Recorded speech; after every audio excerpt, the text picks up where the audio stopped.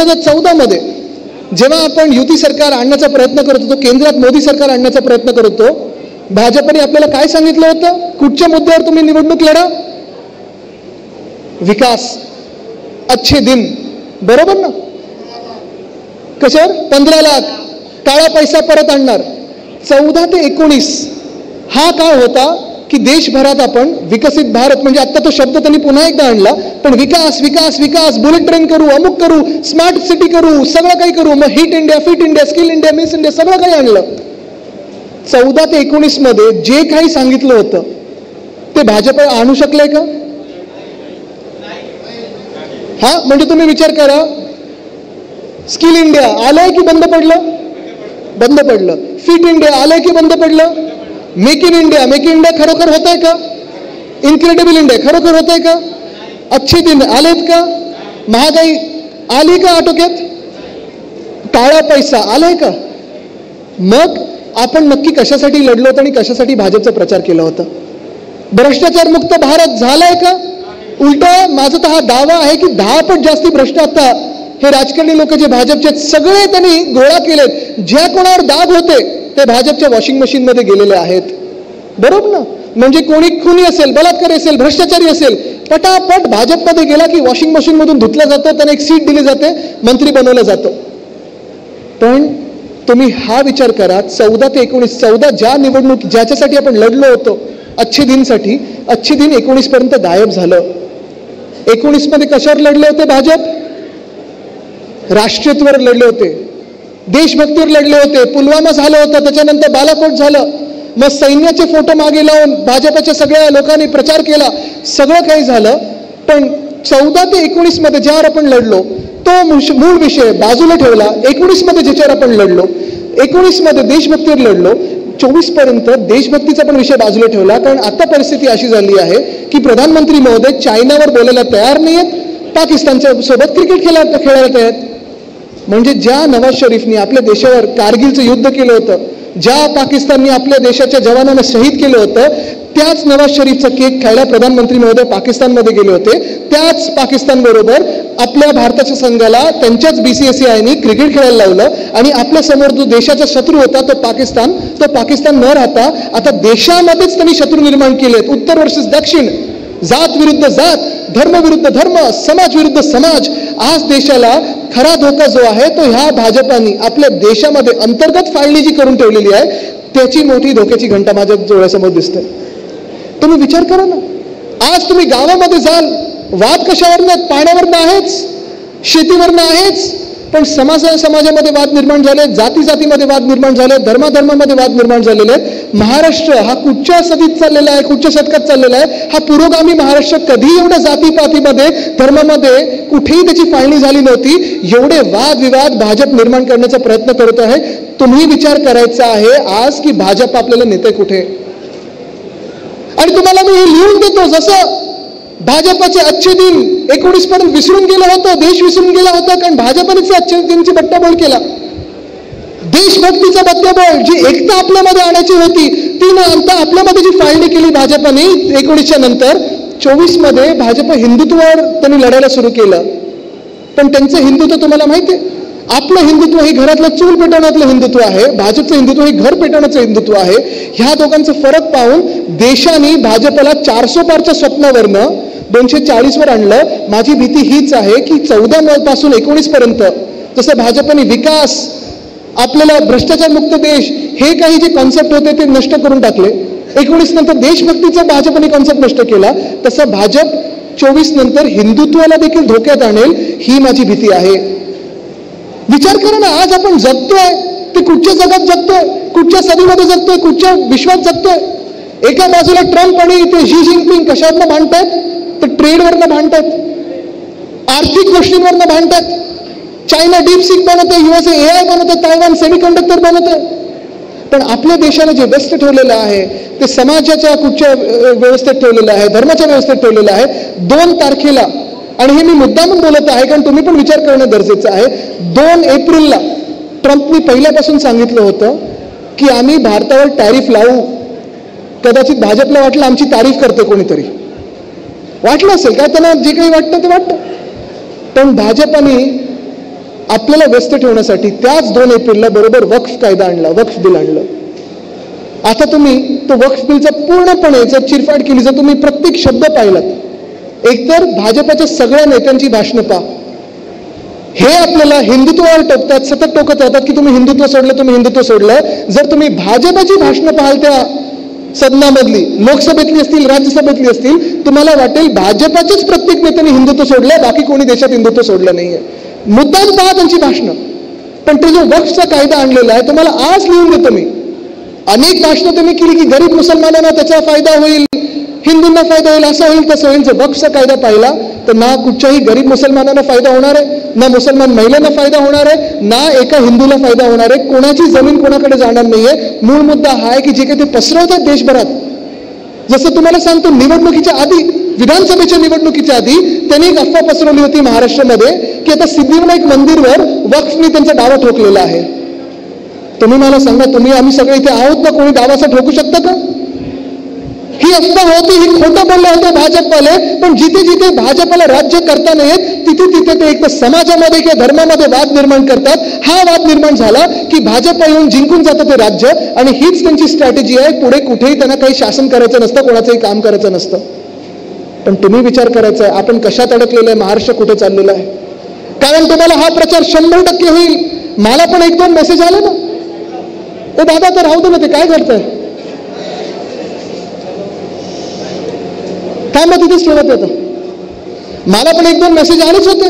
मला कितीतरी व्हॉट्सअप आले होते की आता वक्फ कायदा पारित झाला आहे, आता लाखो गावं जी देशामध्ये वक्फने घेतली होती ती आता पुन्हा हिंदूंना दिली जाणार, पुन्हा आता आपल्या नागरिकांना दिली जाणार.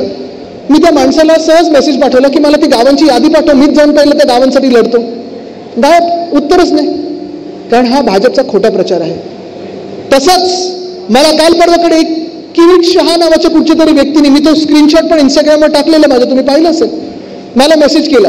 एक व्हिडिओ होता, बघा बघा देशात कसे रोहिंग्या घुसलेले आहेत. कोणतरी त्यांचाच भाजपचाच माणूस पत्रकार म्हणून गेला त्याच्या मागे की तू कुठून आहेस, तू विदेशी आहेस, तू परदेशी आहेस, तू इथून रोहिंग्या. एक तर रोहिंग्या बर्मामधून आहेत हे भाजपला माहिती नाही, सांगतात बांगलादेशमधले, तो विषय वेगळाच. पण मी त्याला एवढंच पाठवलं उत्तर की ठीक आहे, जर रोहिंग्या खरंच घुसले असतील, बांगलादेश खरंच घुसले असतील, मला सांगा गेले 11 वर्ष केंद्र सरकार कोणाच्या हातात आहे? प्रधानमंत्री कोणाचे आहेत? रक्षा मंत्री कोणाचे आहेत? गृहमंत्री कोणाचे आहेत? मग जर तुमचेच सगळे असतील, मग हे लोक घुसले कसे? ह्याच्या आधी मग जी काँग्रेस होती तेव्हा घुसायचे नाही. तुमच्या काळात हिंदू खत्रीमध्ये, तुमच्या काळात बांगलादेशी घुसतात, तुमच्या काळात रोहिंग्या घुसतात, मग तुमच्यापेक्षा ते बरे होते. पण हा विचार तुम्हाला जेव्हा गावोगावी जाल तेव्हा करणं गरजेचं आहे. आणि त्याच्याहूनही पलीकडे तुम्हाला सांगतो, काल परवाकडे सामनात आणि सगळ्या पत्रकारांनी बातमी छापलेली आहे की ज्या AIDMKनी वक्फ बिलचा विरोध केला, गृहमंत्री अमित शहाजी तामिळनाडूमध्ये गेले आणि त्याच AIDMK सोबत युती केलेली आहे. मग आता हिंदुत्व AIDMKनी सोडलं, भाजपने सोडलं, गृहमंत्र्यांनी सोडलं की कोणी सोडलं? पण हा विचार जोपर्यंत आपण करत नाही तोपर्यंत आपल्याला आपलं राज्य कुठे चाललंय हे कळणार. आणि तुम्ही बघा, जिथे जिथे भाजप आता गेल्या काही वर्षांमध्ये 2013 पासून जिंकत आलेली आहे, मग राजस्थान असेल, हरियाणा असेल, गुजरात असेल, महाराष्ट्र असेल, मणिपूर असेल, तिथे तिथे एका समाजाला वेगळं केलेलं, एका जातीला वेगळं केलं, ती जात विरुद्ध बाकीच्या जाती. तसंच हरियाणामध्ये केलं, तसंच 2013 पासून राजस्थानमध्ये केलं, गुजरातमध्ये पटेलांचं आंदोलन केलं, हरियाणामध्ये जाटनं वेगळं केलं, गुजर म्हणून तिथे जो समाज आहे राजस्थानमध्ये तो वेगळा केला, इथे मराठा विरुद्ध OBC केलं. सगळीकडे नुसतं समाजामध्ये वाद निर्माण करायचे, धर्मांमध्ये वाद निर्माण करायचे. हीच भाजपची योजना आणि तीच भाजपची योजना आज महाराष्ट्रात लागू केलेली आहे. सहज एक मला विचार पडतो, जर एवढ्या सगळ्या वादांमध्ये जर आपण व्यस्त राहिलो, आपण ह्याच्यातच व्यस्त राहिलो, कुठेही काही जगात शोधलं, विमान कुठे उडलं तर सांगतात भाजपने नाही हे तर 5000 वर्षापूर्वी भारतमध्ये झालं होतं. अरे मग करून दाखवा ना परत एकदा. ह्याच्यात लिहिलं त्याच्यात लिहिलं, बरोबर हे सगळं लिहिलेलं आहे ना, मग कोणीतरी त्याच्यावर लावा. पण सत्य परिस्थिती खैरेसाहेब अशी आहे की आज जे या महाराष्ट्रात झालेलं आहे, पहिल्या 100 दिवसात लाडकी बहीण योजना असेल, शेतकऱ्यांची कर्जमुक्ती, हे दोन्ही बंद पाडण्याचं काम जे भाजपने केलेलं आहे, महिलांवर अत्याचार वाढवण्याचं काम जे भाजपने केलेलं आहे, खून महाराष्ट्रात वाढत चाललेत, मुंबईत कधी नाही तो शूटआउट परत होत चाललेला आहे. होय, जे गँगवर माझ्या आजोबांनी म्हणजे वंदनीय हिंदुस्थान बाळासाहेब ठाकरेंनी संपून टाकले होते, तेच गँगवर पुन्हा एकदा मुंबईमध्ये दिसायला लागलेले आहेत. मग ते सलमान खानच्या घरी शूट असेल, बाबा सिद्दीकीचा खून असेल, किंवा काल परवाकडे चेंबूरमध्ये डायमंड गार्डनमध्ये कोणावर तरी गोळी चालवली होती. तुम्ही मला सांगा, गेल्या 10 वर्षामध्ये 2.5 वर्ष आपली होती, बाकीची कोणाची होती? भाजपची होती. मुख्यमंत्री कोण होता? यशवंतशी परत 2.5 वर्ष होते, बरोबर आहे. पण त्या 10 वर्षामधून 6 वर्ष मुख्यमंत्री कोण होतं? फडणवीस साहेब होते.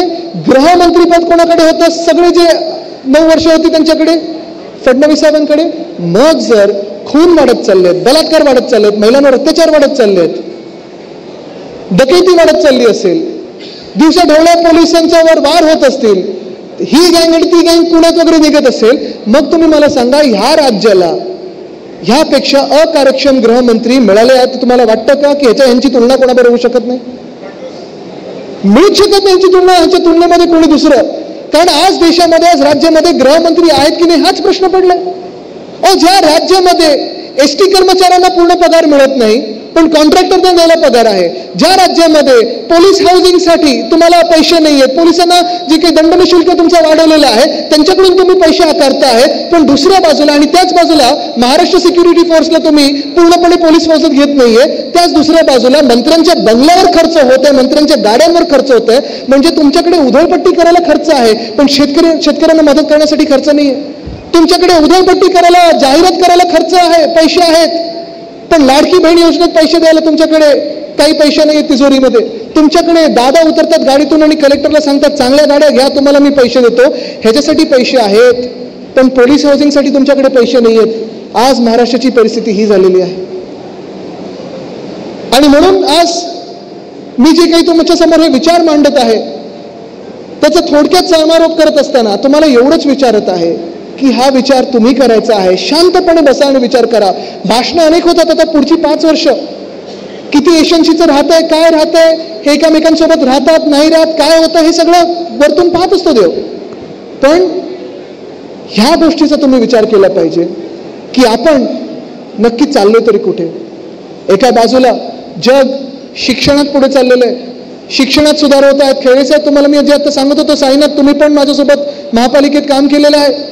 जे शिक्षणात आपण मूलभूत सुधार आणत होतो, ICSE असेल, CBSE असेल, IB असेल, ह्या सगळ्या गोष्टी, त्याच्यासोबत मराठी असेल. पण आज जेव्हा आपली सामान्य माणसाची मुलं मुली, लहान मुलं मुली जेव्हा आपल्या शाळेमध्ये जातात, तुम्ही भाजपचा प्रत्येक केंद्रातला मंत्री पहा, इकडचे काही आमदार पहा, शिक्षणासाठी कुठे गेलेत माहिती तुम्हाला?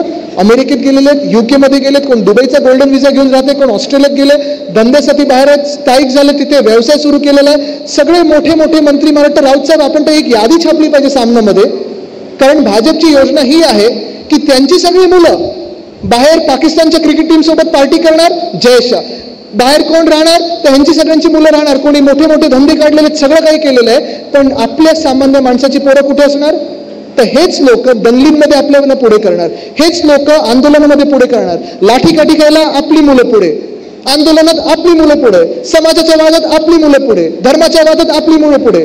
मग यांच्यावर केसेस टाकले जाणार, पासपोर्ट यांचे जप्त केले जाणार, नोकऱ्यांच्या संधी यांच्याकडे मिळत नाही. तुमची मुलं का नाहीत ह्या आंदोलनामध्ये पुढे? जी औरंगजेबची कबर खोदायचा पण जो विषय होता ना, हा मुद्दा पण मी इथे मांडत आहे. कारण ह्या सगळ्या 100 दिवसांमध्ये नागपूरमध्ये जी दंगल झाली, मला वाटतं कितीतरी वर्ष नागपूर शांत होतं. काल नाशिकमध्ये दंगल घडवण्याचा प्रयत्न यशस्वी गटाने केलेला आहे, भाजपने केलेला आहे. पण मुख्य गोष्ट हीच आहे की जो महाराष्ट्र सुसंस्कृत महाराष्ट्र होता, चांगला महाराष्ट्र होता, पुढे समृद्ध महाराष्ट्र होता, पुढे जाणारा महाराष्ट्र होता, पुरोगामी महाराष्ट्र होता, नाशिक असेल, नागपूर असेल, शांत शहरं होती, व्यवसायासाठी इथे लोक स्थायिक व्हायची. ह्या शहरांमध्ये जर दंगल व्हायला लागली तर गुंतवणूक तुमच्या शहरामध्ये येणार आहे का? तुम्ही विचार करायचा. गुंतवणूकदार कोणी येणार आहे का? जे उद्योगपती आहेत ते राहणार आहेत का? जे नोकऱ्या देतात ते राहणार आहेत का? कोणी राहणार नाही आहेत. पण झालंय असं की ह्या महाराष्ट्रामध्ये औरंगजेबीचा विषय कोणी काढला होता? औरंगजेबचा विषय भाजपने काढला होता की कबर खोदायची. त्याच्यातनं दंगल कुठे झाली होती? नागपूरमध्ये. म्हणजे छत्रपती संभाजीनगर कुठे, नागपूर कुठे, त्याचं अंतर बघा. पण हे सगळं होत असताना हा विषय बंद पण कोणी पाडला? भाजपने. कारण सगळं अंगलट आलं. वरतून फोन आला केंद्र सरकारकडून की त्या विषयाला हात लावायचा. संरक्षणास त्या कबरीला जर कोणी दिलं असेल तर ते कोणी दिलं आहे? भाजपने. त्या कबरीला समाधी म्हणून जर कोणी त्याचा उल्लेख केला असेल आणि आदर केला असेल तर कोणी केला आहे? भाजपने. त्या समाधीवर राजकारण करायचं असेल तर कोणी केलं आहे? आणि महाराष्ट्राची तेव्हा हीच भूमिका होती. कारण मी महाराष्ट्र आणि भाजपला दोन वेगळे वेगळे समजतो. भाजप यांनी आक्रमण केलं आपल्या महाराष्ट्रावर. मोगलांनी जसं केलं होतं, निजामाने जसं केलं होतं, तसं भाजपने देखील आक्रमण करून जप्त केलेला हा महाराष्ट्र आहे, हडप केलेला महाराष्ट्र आहे, ढापलेला हा महाराष्ट्र आहे. हा आम्ही ढापू त्यांना देणार नाही. पण आज जेव्हा महाराष्ट्र बोलत आहे की ती जी कबर आहे औरंगजेबाची, ते प्रतीक आहे की तुमची जातपात धर्म कुठचंही असो, किती तुमचं सैन्य बलाढ्य असो, जो कोणी ह्या राज्यावर चालून येईल, आमच्या स्वराज्यावर चालून येईल, त्याला ह्या मातीमध्ये असाच गाडला जाईल, हे प्रतीक आहे.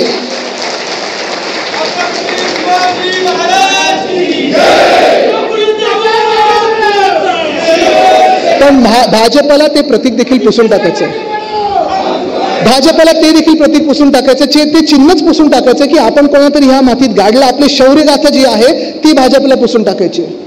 आणि मग छत्रपती शिवरायांचा एकेरी उल्लेख करता कोण? कोरटकर कोणाचे? सोलापूरकर कोणाचे? कोश्यारी कोणाचे? गृहमंत्री कोणाचे? मग आपल्या महाराष्ट्रात येऊन छत्रपती शिवरायांचा अपमान असेल, महात्मा ज्योतिबा फुलेंचा अपमान असेल, सावित्रीबाई फुलेंचा अपमान असेल, हे कोणाचे सगळे लोक आहेत? महाराष्ट्र विरोधी कोण आहे? जो समृद्ध महाराष्ट्र होता तो मागे नेण्याचं काम कोण करत आहे?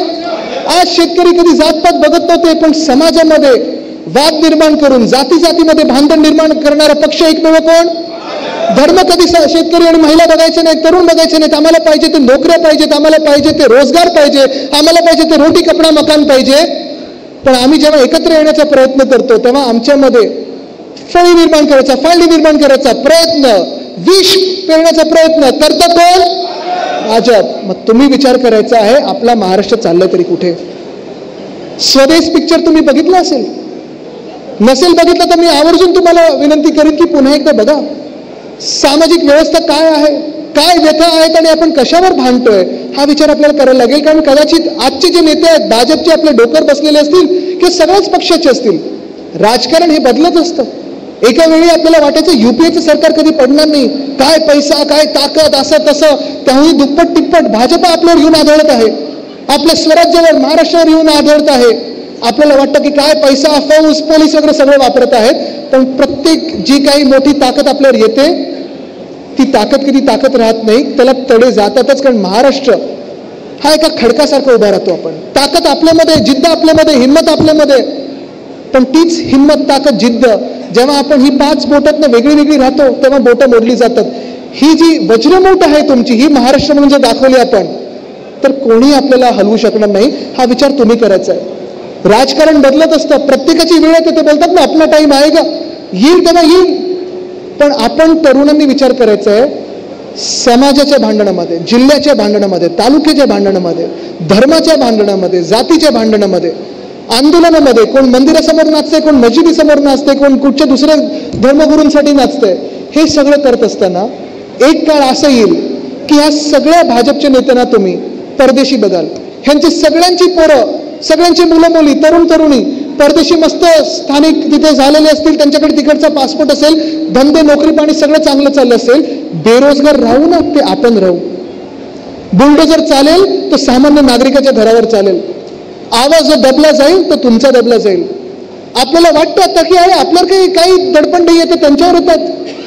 पहिलं जे त्यांच्यावर आलेत ना ते तुमच्यावर येतील. आणि भाजप एवढंच करेल की ह्या देशाचा नागरिक कोण, तर जो भाजपचं संविधान पाळेल ते ह्या देशाचे नागरिक. हिंदू कोण, जो भाजपचं हिंदुत्व मानेल तोच ह्या देशाचा नागरिक. तुमची ओळख राहणार नाही. तुम्ही ठरवायचं आहे महाराष्ट्र आजपासून मागे जाणार की तुम्ही त्याला पुढे नेणार. तुम्ही काही नाही केलं, शांत बसलात तर भाजपचे राज्य आपल्या अंधारात नेते आहेत, त्यांना काही पडली नाही. तुम्ही मणिपूर बघा ना, मणिपूर 2 वर्ष जळत होतं, काय काय अत्याचार झालेत. अर्ध्या गोष्टी तर तुमच्या डोळ्यासमोर आल्या देखील नाहीयेत. स्वतःचं राज्य सरकार बरखास्त केलं आता आणि राष्ट्रपती राजवट पावलेली आहे, पण निवडणुका घेत नाहीयेत. आज तुम्ही विचार करायचा आहे महाराष्ट्राला ते मणिपूर करण्याचा प्रयत्न करत आहेत, तुम्ही ते होऊ देणार आहेत का? जर या महाराष्ट्रामध्ये समाजात वाद निर्माण झाले, धर्मात वाद निर्माण झाले, गुंतवणूकदार येणार नाहीत. जर ह्या महाराष्ट्रामध्ये दंगली झाल्यात, खून वाढत राहिले, महिलांवर अत्याचार वाढत राहिले, तर दंगली होतील, सगळं काही होईल, पण महाराष्ट्रात गुंतवणूक होणार नाही. इथे जे सगळे तुमचे तरुण मुलं मुली असतील ते बेरोजगार राहतील. महाराष्ट्र वादात राहील, संवादात राहणार नाही. आपल्याला आणायचा तो संवाद आणायचा, त्याही पुढे जाऊन आपल्याला जर महाराष्ट्राला पुढे न्यायचं असेल तर तुम्हाला वज्रमूठ एकत्र करायलाच लागेल. एवढ्याच हे जे काही विचार आहेत कदाचित मला माहित नाही तुम्हाला पटतील नाही पटतील, कंटाळेल, पण मी एक स्वार्थीपणाने विचार करतो. मी आजचा विचार करत नाहीये, पुढच्या 20 वर्षाचा विचार करतोय आणि जे दिसतंय ते मी बोलतोय. कदाचित 20 वर्षानंतर तुम्ही मला सांगाल आदित्य तू बरोबर होतास, आम्ही भाजपसोबत वाहत गेलो. पण प्रवाहाच्या विरुद्ध वाहनाची जी ताकद असते ती तुमच्यात असायला पाहिजे. मी माझ्या पणजोबांची, जर माझ्या वडिलांकडून, आजोबांकडून, पणजोबांकडून काही शिकलो असेल तर एकच आहे की खूप वेळा समाजाला वाटतं की हेच बरोबर आहे, सगळे काही त्या समाजाच्या प्रवाहात वाहत जातात. माझ्या पणजोबांची माझी जीवनगाथा जर तुम्ही वाचलीत, मी माझ्या आजोबांना रवी म्हात्रे जे वाचून दाखवायचे तेव्हा मी ऐकत बसायचो, लहान होतो तेव्हा 8वी 9वी 10वीत असताना. एकच धडा त्याच्यातून घेतलेला आहे की हिंमत, ताकद, आत्मविश्वास समाजाला आरसा दाखवण्याची असायला पाहिजे. दुसरं म्हणजे जे सत्य आहे ते बोलण्याची असायला पाहिजे, जे पटत नाही त्याच्यावर ठामपणे बोलण्याची असायला पाहिजे. आणि कधी कधी जर तुमच्यासोबत कोणी नाही राहिलं तरी समाजासाठी जे चांगले आणि प्रवाहाच्या जे विरोधात असेल पोहून त्या बेटापर्यंत पोहोचणं गरजेचं आहे, जिथून तुम्ही समाजाला सांगू शकता की जे मी बोलतोय ते समाजासाठी बरोबर आहे. एवढाच विचार तुमच्यामध्ये आज सोडत आहे आणि तुर्तास आपली रजा घेतो. धन्यवाद. जय हिंद, जय महाराष्ट्र, वंदे मातरम.